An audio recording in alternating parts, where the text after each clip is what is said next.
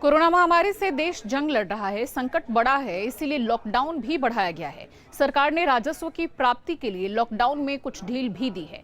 इसी में एक फैसला है शराब की दुकानों को खोलने का। लेकिन लॉकडाउन 3 के पहले दिन शराब की दुकानों पर जो भीड़ नजर आई वो कई सवाल खड़े कर रही है। शराब की दुकान खोलने की टाइमिंग पर इसलिए भी सवाल उठ रहा है क्योंकि इस वक्त कोरोना का ग्राफ काफी तेजी से ऊपर उठ रहा है। लॉकडाउन 3 के पहले दिन उड़ी सोशल डिस्टेंसिंग की धज्जियां। शराब लेने के लिए ठेकों के सामने उमड़ी भीड़। लखनऊ, नोएडा और प्रयागराज में बंद करानी पड़ी दुकानें। विपक्ष ने रेवेन्यू के लिए जान से खिलवाड़ का लगाया आरोप। लॉकडाउन के 40 दिन बाद जैसे ही शराब की दुकानें खुली, शराब खरीदने वालों की भीड़ उमड़ पड़ी। शराब की दुकानों के आगे लंबी लंबी लाइनें लग गईं। भीड़ इतनी उमड़ी कि सोशल डिस्टेंसिंग धड़ाम हो गया। शराब लेने की होड़ में लोग कोरोना जैसे घातक महामारी को मानो भूल गए। लखनऊ में शराब की दुकानों पर काफी भीड़ देखी गई। बेकाबू भीड़ को काबू करने के लिए deputy commissioner central Dinesh Singh को फोर्स के साथ उतरना पड़ा। एक मीटर की दूरी कम से कम 2 लोगों के अंदर होनी चाहिए।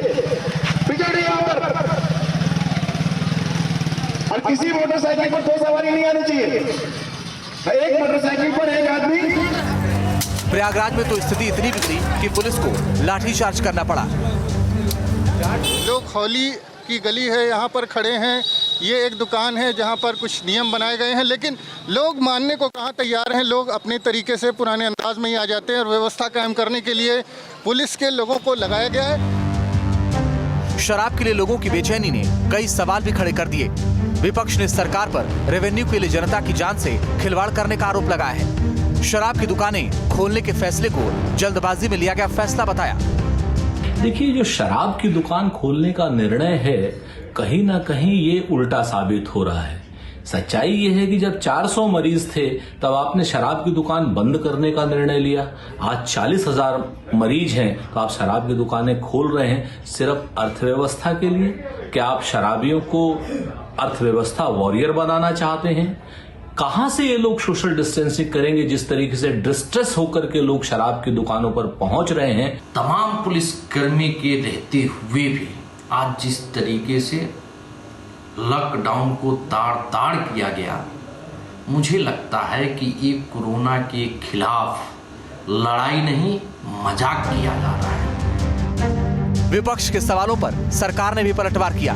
विपक्ष के आरोपों को नकारते हुए बीजेपी ने कहा कि किसी भी व्यक्ति को लॉकडाउन का उल्लंघन नहीं करने दिया जाएगा। अभी पहले तो एसेंशियल्स थी, उसके बाद नॉन एसेंशियल्स भी आती है। नॉन एसेंशियल्स में ये भी आता है तो उसको भी खोला गया है। और उसी तरह पान की दुकानें भी खोली जा रही हैं, सिगरेट की दुकानें भी खोली जा रही हैं, वो सब खोली जा रही हैं। और ये एक व्यवस्था है जो कि लॉकडाउन के बाद जो एक सामान्य स्थिति लाने की उस दिशा में सरकार काम कर रही है। यूपी के साथ ही पूरे देश में पिछले 40 दिनों से सब कुछ बंद है।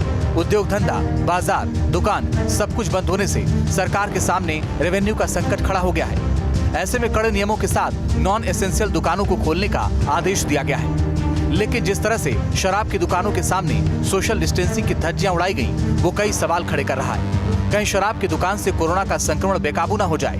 शराब के चक्कर में 40 दिनों से घर में कैद लोगों की तपस्या बर्बाद न हो जाए। Team news 10।